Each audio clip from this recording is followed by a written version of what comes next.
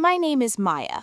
I'm 39, and the woman who smirked at me across a polished bank counter was my own sister, a branch manager, when I asked to withdraw just $200. She made it a spectacle, loud enough for everyone to stare. Before I explain how that moment pushed me to quietly approve a $3.6 billion asset shift that locked their systems, halted transactions, and ended her career within hours, do me a favor. Tell me where you're watching from in the comments. Knowing someone is listening makes sharing this story possible for me today, without fear or regret. Understand why I didn't raise my voice or cause a scene inside that bank. To get it, you need to understand my family first. In our house, I was always the quiet one, the one who made things by hand instead of buying expensive gifts, the one who tried quietly and learned early that trying didn't count for much. I still remember my 9th birthday clearly. I spent weeks sketching and repainting a small canvas for my parents, a simple mountain lake at sunrise. My fingers were stained with green and orange paint, my chest tight with pride when I handed it to them. My mother smiled politely for a second. My father barely looked before turning to my sisters and asking what they had bought. They pooled their allowance for a silver-framed clock. My parents lit up. My painting was placed on a shelf near the door and quietly forgotten. That was when I learned where I stood. I wasn't the smartest, I wasn't the prettiest, I wasn't the loudest or most impressive. My older sister, Rhea, was the achiever, sharp-tongued and ambitious, always chasing titles and recognition. My other sister, Nina, was magnetic, effortlessly charming, the kind of person who could bend a room around her. I was just Maya, the background character, the one people spoke over, the one remembered last. That role didn't fade with time, it hardened. It followed us into adulthood like an unspoken agreement everyone honored except me. Years later, at a family dinner, I tried to share something that mattered to me. I'd been volunteering at a neighborhood literacy center, and we had finally secured funding to expand the children's reading room. I was nervous but excited. I barely got a sentence out before Rhea laughed and announced her latest promotion. The table shifted instantly. Questions flew at her. Salary, office size, her next move. My father looked proud. My mother asked what car she planned to buy. I went silent, my news dissolving into the clatter of plates. I might as well not have been there. The only person who ever really noticed me was my grandfather. He wasn't loud or showy, but he paid attention. Before he passed, he gave me a small cedar box, worn smooth at the edges. Inside was an old key and a handwritten note that read, "For the youngest, because she listens when others don't. Use this when they forget who you are." He also named me the overseer of a modest family trust. It wasn't massive, but it was meaningful. It was trust, his trust. Over time, I noticed small inconsistencies in the records, minor withdrawals, odd timing, nothing dramatic, but enough to make me uneasy. Nina's name appeared more than it should have. I told myself I was being paranoid. You want to believe your family wouldn't betray something sacred, even when history suggests otherwise. Being invisible had one strange benefit. It pushed me to build a life quietly, away from their opinions. I lived alone in a neat apartment filled with books and silence. And then there was Mrs. Calder, my elderly neighbor 2 doors down. She had a laugh that filled the hallway, and a habit of calling just to chat. She listened. She remembered details. She treated me like I mattered. That Tuesday morning, her voice shook when she called. Her heater had failed, and the repair technician needed $200 in cash up front. She was short. Without thinking, I told her I'd handle it. I grabbed my coat and headed to the bank, unaware that a lifetime of silence was about to break. I told her I'd go to the bank myself. That's how I ended up standing in the bright, clinical lobby of Northway Trust, waiting my turn like everyone else. The air smelled faintly of polish and paper. Everything was quiet, orderly, controlled. And behind the glass manager's office, watching me with a knowing smirk, was my sister, Rhea. When the teller finally waved me forward, I stepped up, rehearsing the words in my head. Before I could speak, Rhea pushed away from her desk and crossed the floor toward me, heels sharp against the marble. She smiled the way she always did when she thought she was winning. "Well," she said loudly, tilting her head, "if it isn't you." Her eyes flicked over my coat, my shoes. "What can we help you with today?" I kept my voice even. "I need to withdraw $200. She laughed. Not quietly, not kindly. It echoed. Heads turned. 200, she repeated, lowering her voice just enough to make sure everyone still heard. "That's it?" She leaned closer. "Are you sure you can afford that? We don't usually handle pocket change here." The words landed hard. Heat rushed up my neck. I could feel the weight of strangers' eyes, the uncomfortable shifting of the teller beside me. For a moment, I wasn't an adult standing in a bank. I was a child again, holding something I'd made with care while everyone looked past me. Something inside me moved. Not anger, not humiliation. Exhaustion. A deep, settled tiredness. I didn't argue. I didn't explain. I looked at Rhea, really looked at her, and then I turned around and walked out. The doors slid shut behind me with a soft hiss. At the time, I thought that was the end of it. I was wrong. That night, my apartment felt too quiet. I made tea, my hands unsteady, and sat on the edge of my couch. I opened my laptop. It wasn't impressive. It didn't need to be. After a few steps, I moved past the surface-level systems and logged into the one that mattered. The screen changed. Dark background, clean lines. At the top, Atlas Node. Below it, a figure that never failed to ground me. $3,680,000,000. This was the life no one knew about. Years ago, after a fight that left me shaking, I took a small inheritance my grandfather left me privately and disappeared from the noise. I learned markets the way other people learn languages. I built models, then systems, then something better. Atlas wasn't a person, it was an intelligence. Quiet, precise, relentless. The fund grew while my family stayed busy dismissing me. I wasn't seeking revenge, I was maintaining balance. But that night, as part of a routine review, I scanned recent acquisitions tied to our primary banking partner. And then I saw the name. Northway Trust, my sister's bank. Through layers of ownership, contracts, and silent agreements, her branch answered, indirectly, to me. Rhea worked for my fund. She just didn't know it. The realization settled calmly. This wasn't about embarrassment anymore. It was about responsibility. Systems only work if behavior is accountable. I didn't sleep much. At 2:47 a.m., I placed a secure call to legal. I need an emergency governance review. Tomorrow morning, Northway Trust. I'll attend. I chose simple clothes the next day. Nothing loud. Power didn't need decoration. As I reached for my coat, doubt whispered, "Was this too much?"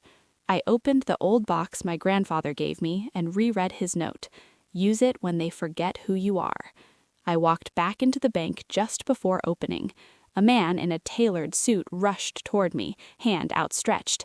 "Miss Hale," he said quickly, "I'm Daniel Cross, Regional Director." Behind him, Rhea stood frozen, confusion spreading across her face. And that's when I knew. Everything was about to change. The calls kept coming after I left the bank, but I didn't answer a single one. I drove with the radio off, letting the silence press against me. Not the painful silence from before, but a heavier one. The kind that follows a decision you can't undo. By the time I reached home, my hands were steady. That scared me more than the shaking ever had. I unlocked the door, stepped inside, and locked the world out. That evening, I didn't celebrate. I didn't pour a drink or smile at the thought of what I'd done. I cooked a simple meal, barely tasted it, and sat at my kitchen table staring at the wall. The truth was sinking in. The system had finally looked back at me and blinked, and it wasn't finished yet. Just after midnight, my secure phone lit up. 3 messages from my legal team. one from compliance, 2 missed calls from an unknown number I already knew belonged to family. I ignored them all and opened my laptop instead. The dashboard came alive again, numbers scrolling calmly, indifferent to the chaos they were about to cause. The asset transfer was only the first move. Crescent's parent institution relied heavily on liquidity buffers tied to my fund. Pulling out $3.6 billion wasn't just embarrassing, it was destabilizing. Overnight audits would be triggered, regulators would start asking questions, shareholders would panic by morning, and someone, somewhere, would need a scapegoat. I didn't create that weakness, I simply stopped protecting it. At 6:30 a.m., my legal counsel finally reached me. "Maya," he said carefully, "this is escalating faster than expected. The board is furious. They want damage control." "Good," I replied. "Then they understand the seriousness." There was a pause. "They're requesting a private mediation." "No," I said. "They can read the public statement like everyone else." When I arrived at my office later that day, I didn't go through the main entrance. I never did. Quiet power doesn't need glass towers or logos on buildings. Inside the conference room, my advisors were already seated, tense, eyes following me as I took my place. "Let's review exposure," I said calmly. Charts appeared, branches highlighted in red, management failures flagged, employee complaints buried for years now resurfacing because the money shielding them was gone. It wasn't just my sister's behavior, it was a culture that rewarded cruelty as long as profits stayed clean. By noon, the news broke.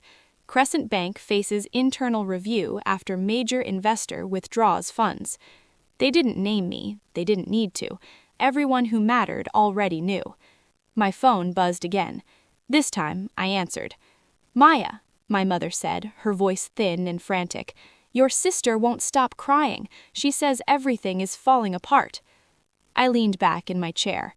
"She should speak to HR." "This isn't funny," she snapped. "You've embarrassed us." I felt something finally crack, but it wasn't me. It was the illusion that they'd ever protected me. "No," I said quietly. "She embarrassed herself. I just stopped pretending it didn't matter." There was silence on the line. Then softer, "You didn't have to go this far." "Yes," I said, "I did." That afternoon, Crescent's regional leadership was suspended pending investigation. By evening, my sister's termination was official. Not because of me, they claimed, because of conduct violations. Public language, private truth. I watched it all unfold from a distance, detached but alert. This wasn't revenge. Revenge is emotional. This was correction. And corrections don't stop at the first error.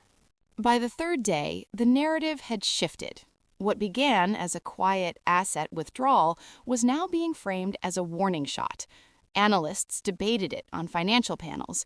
Commentators speculated about internal rot, toxic leadership, unchecked arrogance. They were closer to the truth than they realized. Money doesn't expose corruption. It just removes the curtain hiding it. I stayed offline, watching from the sidelines. Power moves best when it isn't noisy. Late that afternoon, a black sedan pulled into my driveway. No logos, no security detail, just a man in a gray suit holding a leather folder, walking up as if he belonged there. I watched through the window before opening the door. "Maya Dove?" he asked. "Yes. I'm representing Crescent's board." He hesitated. "They'd like to talk." I almost laughed. "They've been talking for years," I said, "just not to the right people." He shifted uncomfortably. "This doesn't have to become hostile." "It already was," I replied. "You just didn't notice." Inside, he laid out offers, apologies, settlements, a generous proposal wrapped in professional concern. They wanted stability. I understood that instinct well. Stability is what institutions crave when the ground starts moving. I slid the folder back toward him, untouched. "You don't negotiate culture with money," I said. "You change it with consequences." His jaw tightened. "Your sister is irrelevant," I cut in. "This isn't personal. If it were, I'd have acted years ago. He studied me, recalibrating. That was the moment he realized he wasn't dealing with an emotional outlier. I was systematic, deliberate, and finished talking. When he left, my house felt lighter, like something old had finally been cleared out. That night, my phone rang again, Cassandra this time, my other sister. Her voice was cautious, rehearsed. "You didn't have to destroy everything," she said. Funny, that's exactly what Vanessa said when she thought the system belonged to her. She made a mistake. "So did you," I said calmly. Silence stretched. Then a nervous laugh. "What are you talking about?" I closed my eyes. I'd hoped I was wrong. I hadn't been. "The trust, the grandfather's trust. I oversee the analytics, remember? Patterns don't lie." Her breath hitched, just once. Enough. I continued gently, almost sadly. 2 years, small withdrawals at first, routed through a vendor account that doesn't exist. You thought it was invisible. "Maya—" "Don't," I said. "I'm not accusing, I'm stating facts." She started crying. Real tears this time, not the performative kind. I was going to put it back. "Everyone who steals says that," I replied. The next morning, I sent one email, one attachment, documentation. No threats, no drama. By noon, Cassandra's accounts were frozen pending review. By evening, her husband had moved out. The family group chat exploded. My father demanded explanations. My mother begged for calm. They called me cruel, calculated, heartless, words they'd never used when I was invisible, only when I was inconvenient. I invited them all to dinner. Sunday. They arrived expecting a negotiation. What they walked into was clarity. I didn't raise my voice. I didn't list grievances. I simply told the truth about the favoritism, the silence, the years I shrank so others could feel taller. I explained that money hadn't changed me. It had just removed my dependency on their approval. When I finished, no one spoke. "This isn't punishment," I said finally. "It's alignment. I'm done funding dysfunction." I stood. "I wish you well, just not at my expense anymore." As they left, I felt something I hadn't felt before. Not victory, freedom. After they left, the house was silent again. Not the heavy silence I grew up with, the kind that pressed down on your chest and told you to stay small. This was different. This silence felt earned, clean, like the pause after a storm when the air finally smells new. I poured myself a glass of water and stood by the window, watching their car disappear down the drive. No one looked back. That was fine. Some chapters don't need acknowledgments. They just need endings. The next week unfolded exactly as expected. Vanessa's firing became official, not whispered, not softened. The internal review cited failure of professional conduct, abuse of authority, and reputational risk, phrases that sounded sterile but carried sharp edges.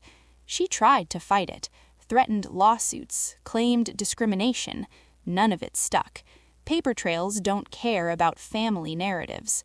Crescent Bank's stock dipped again, not catastrophically, just enough to hurt. Just enough to force restructuring. Entire leadership teams were replaced. Mandatory ethics retraining rolled out. Anonymous complaint systems launched. All the things that should have existed long before someone like me had to step in. I never issued a statement. Silence, again, did the work for me. People speculated about M. Dove. Blogs invented backstories, a tech prodigy, a foreign sovereign fund, a shadow consortium. I let them guess. Mystery is a shield. Names are leverage. Mrs. Gable called me that Thursday. "Did you get the money, dear?" she asked. "Yes," I smiled, "and then some." "Oh, good," she said brightly. "The repairman fixed the heater, stayed for tea.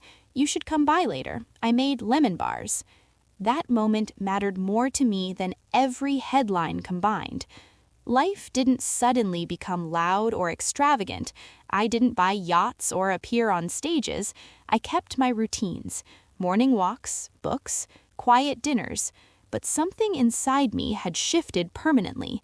I no longer felt the reflex to explain myself, or justify my choices, or soften my boundaries for comfort.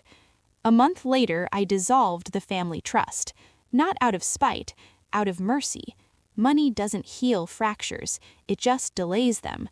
I redistributed the remaining funds to charities my grandfather had supported quietly for decades: libraries, community programs, gardens like the one I volunteered at, places where value wasn't measured in applause. I kept nothing extra for myself. I already had enough. My mother sent one last message. It wasn't an apology. It wasn't an accusation either. Just 3 words. I don't understand. I typed a reply, deleted it, then sent something simpler. You never tried. That was the last contact. Sometimes I think about that moment in the bank, the cold floor, the way Vanessa smiled like the world had finally confirmed what she always believed, that I was small, that I was harmless, that I didn't matter. She wasn't entirely wrong. I was harmless, until I wasn't. Power doesn't announce itself. It waits, it learns, it listens, and when it moves, it doesn't shout. It changes the rules so quietly that by the time anyone notices, the game is already over. I still live simply, still unnoticed, still underestimated by strangers who glance once and move on. And I like it that way, because now invisibility is my choice, and respect is non-negotiable. A few months have gone by. The chaos settled. The headlines disappeared. Cassandra's firm quietly terminated her after a compliance review, and last I heard, lawyers are involved. Vanessa took a clerical position at a small office across the city.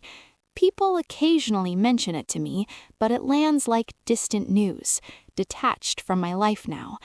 I'm standing in warm afternoon light. The air smells like soil and rosemary. I'm not in a high-rise or a conference room. I'm at the new extension of the neighborhood library garden, a project I helped bring to life. It's called the Dove and Gable Reflection Garden. Mrs. Gable is here, sitting under a tree, reading aloud to a small group of kids. She looks up, sees me, and smiles in that familiar way that reaches her eyes. This is what family feels like. I kneel and lower a young plant into the ground. As my hands press the soil around it, something becomes clear. The most meaningful transaction I ever made wasn't the multi-billion-dollar transfer. It was choosing to withdraw my care, my loyalty, and my silence from relationships that had been emotionally overdrawn for years. That account is closed now, permanently. I feel calm, grounded, whole. I'm no longer the overlooked daughter or the convenient sister. I'm just Maya, and for the first time, that feels sufficient. I'm finally growing something that belongs to me. Thank you for staying with me through this story. Sharing it wasn't easy, but it mattered. So let me ask you this.